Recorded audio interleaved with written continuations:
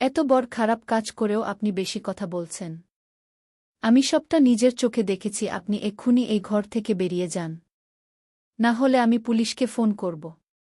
পুলিশের কথা শুনে তিনি একটু ভয় পান আর চুপচাপ ঘর থেকে বেরিয়ে যান। উনি ঘর থেকে চলে যাওয়ার পর আমি গিয়ে ঘরের দরজাটা বন্ধ করে দিই। তারপরে আমি এসে সীমাকে ধরি। সীমা আমাকে ধরে অনেক কাঁদে। এতদিন ওর উপরে অনেক অত্যাচার হয়েছে।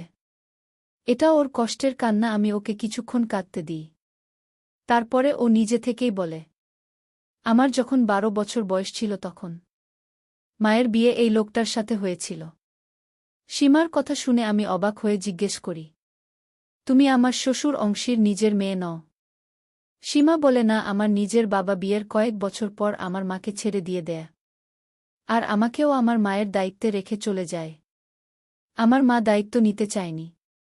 মা ভেবেছিল যে একা হাতে আমাকে বড় করা অনেক কঠিন হবে। আমার কারণে মাকে সারা জীবন একা থাকতে হবে। সে আমার জন্য দ্বিতীয় বিয়ে করতে পারবে না। কিন্তু ভাগ্যবশত আমার মায়ের বিয়ে তোমার শ্বশুরমশাই এর সাথে হয়ে যায়। তিনি আমাকেও মেনে নেন। আর আমার মায়ের সাথে আমারও অনেক খেয়াল রাখতেন।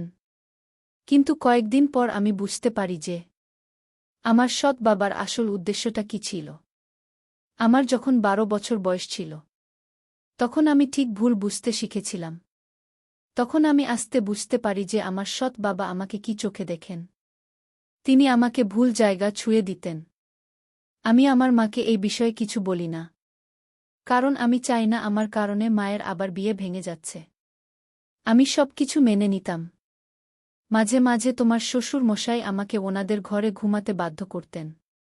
আর যখন আমার মা ঘুমিয়ে পড়ত তখন তিনি আমার কাছে আসতেন আর আমার সাথে ঘনিষ্ঠ হওয়ার চেষ্টা করতেন। একদিন আমি সাহস করে মাকে সবটা বলার চেষ্টা করি, কিন্তু মা আমার কোনো কথাই বিশ্বাস করে না। বিপরীতে মা রেগে আমাকে থাপ্পড় দিল আর বলে, তোর লজ্জা করে না বার সম্পর্কে এমন খারাপ কথা বলতে? সে তোকে কত ভালোবাসে। আর কোনোদিন যেন এমন কথা না শুনি।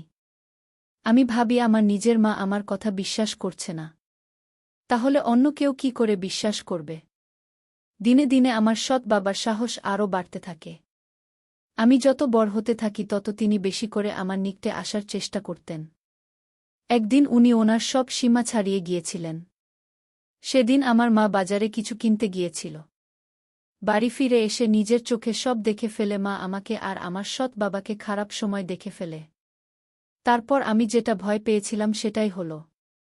মা সব দোষটা আমার উপর দিয়ে দেয়া আর বলে, আমি একটা খারাপ মেয়ে, তার সংসার শেষ করে দিচ্ছি। আমি আমার সৎ বাবাকে লোভ দেখিয়েছি, তাই উনি আমার কাছে এসেছেন। আমি মাকে অনেকবার বোঝানোর চেষ্টা করি যে এতে আমার কোনো দোষ নেই। আমি নিজেই পরিস্থিতির শিকার হয়েছি। কিন্তু মা আমার কোনো কথা বিশ্বাস করতে চায় না। এই ঘটনাটার পরে মায়ের একটা বড় শক হয় আর হার্ট ফেল হয়ে যায়। কয়েকদিন হাসপাতালে থাকার পর মা নিজের প্রাণ হারিয়ে বসে। কিন্তু এই পৃথিবী ছেড়ে চলে যাওয়ার আগে মা এটা বুঝতে পারে যে আসল দোষী আমি নই। আমার সৎ বাবা মা আমার কাছে ক্ষমা চেয়েছিল, কিন্তু তাতে আমার কোনো লাভ হয়নি। মা যদি আমার কথা আগে বিশ্বাস করত তাহলে আমি এই খারাপ মানুষের হাত থেকে বাঁচতে পারতাম। মা এই পৃথিবী ছেড়ে চলে যাওয়ার পরে আমি ভেবেছিলাম এই বাড়ি ছেড়ে চলে যাব, কিন্তু তারপরে ভাবি আমি যাবটা কোথায়? একজন একা মেয়ের জন্য দুনিয়াতেই অনেক খারাপ। আমার সৎ বাবার মতো লোক এই পৃথিবীতে অনেক আছে। তাই আমি নিজের মনকে বুঝিয়ে এই বাড়িতে থেকে যাই। আমার মা 6 বছর আগে এই পৃথিবী ছেড়ে চলে গেছে। এই 6 বছর আমার সৎ বাবা আমাকে ব্যবহার করেছেন। আমি সীমার হাত ধরে বলি, তোমার কোনো ভয় নেই আজকের পর থেকে। তোমার সাথে আর এমনটা হবে না। তুমি যদি এসব কথা আমাকে আগে বলতে তাহলে আমি তোমাকে নিশ্চয়ই সাহায্য করতাম। সীমা বলে, আমার নিজের মা আমার উপরে ভরসা করেনি, তাহলে আমি কি করে আশা করব যে অন্য কেউ আমার উপর ভরসা করবে? সীমার মধ্যে অনেক রাগ আর অভিমান লুকিয়েছিল। তখনও বাইরে জোর বৃষ্টি পড়ছিল। আমি সেই রাতটা সীমার সাথে তার ঘরেই থাকি। সকাল হতেই বৃষ্টি থেমে যায় আর নতুন রোদ ওঠে। সকালে নিতিন যখন বাড়িতে আসেন তো ক্ষণ আমি সাহস করে তাকে সব কথা বলি। নিতিনের পক্ষে আমার কথা বিশ্বাস করাটা অনেক কঠিন ছিল। নিতিন সীমাকে ছোটবেলা থেকে দেখছে। সে জানে ছোটবেলা থেকে সীমা অনেক ভয়ে থাকেন। কিন্তু সে এটা জানত না যে এর পিছনে তার নিজের বাবার হাত আছে। নিতিন তার সাথে কথা বলতে ওনার ঘরে যান, গিয়ে দেখেন উনি বিছানায় শুয়ে আছেন। নিতিন তার বাবাকে ডাকে, কিন্তু তিনি কোনো কথা বলেন না। সে বাবার শরীরে হাত দেয়, তারপরে দেখে যে তার বাবার সব শরীর বরফের মতন ঠান্ডা। নিতিন সাথে সাথে ডাক্তারকে ডেকে পাঠায়। ডাক্তার এসে বলেন যে নিতিনের বাবা আর বেঁচে নেই। উনি বুঝতে পেরেছিলেন যে এবার উনার সত্যিটা উনার ছেলে জেনে যাবে। উনি ওনার ছেলের মুখোমুখি হতে ভয় পেয়েছিলেন। সেই ভয়ে উনার হার্ট ফেল করে আর উনি এই পৃথিবী ছেড়ে চলে যান। উনার যাওয়াটা সীমাকে প্রতিদিন অত্যাচারিত হওয়ার হাত থেকে তো বাঁচিয়ে দেয়া, কিন্তু এতদিন ওর উপর যেই অন্যায় হয়েছে তার দাম কে দেবে?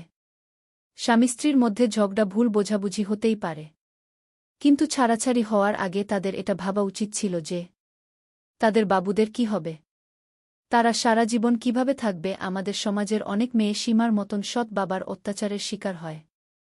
মা বাবাদের নিজেদের সন্তানের কথা আগে ভাবা উচিত। ভেবে দেখা উচিত যে তারা যদি আলাদা হয়ে যায় তাহলে তাদের বাবুদের কি হবে। নিজেদের ভুল বোঝাবুঝির শাস্তি আপনাদের বাবুদের দেবেন না, যাতে আমার শ্বশুর শাহীর মতন মানুষেরা আপনার সন্তানকে ব্যবহার না করতে পারে।